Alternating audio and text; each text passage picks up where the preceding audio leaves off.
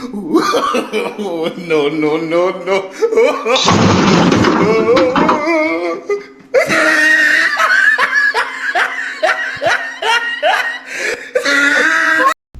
Yep, that was my dumbass right there. I chalked my wheels and everything. I don't know what happened. Man, it's one of those weird cases where either this car is cursed, brujeria, witchcraft, just straight up bad luck. Well, it can't be bad luck because nothing happened to the car. And you saw it on the video. That sucker just free fall down. It just like started rolling on its own. I don't know if it was an earthquake or a ghost came over and kicked the chalk off the wheel because the chalk ended up underneath the car. But luckily, Big Daddy over here with the strong muscles try to slow down the car, that kind of absorbed a lot of the hit, because honestly, I think if I wasn't there to stop it, it would have hit the Escalade straight on. Escalade would have blown up into a million pieces, shot all over the neighborhood.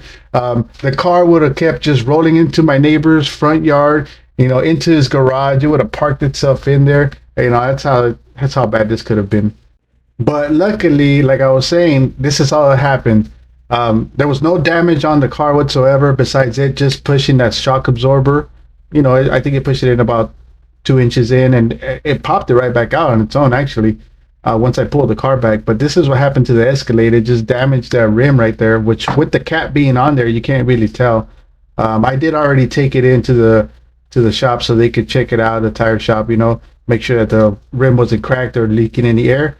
But besides that, it was all good. But in my mind, this was what I was imagining.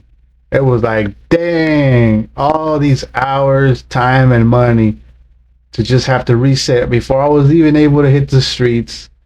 But nope. The car gods were above me. They were watching. So thank God for that.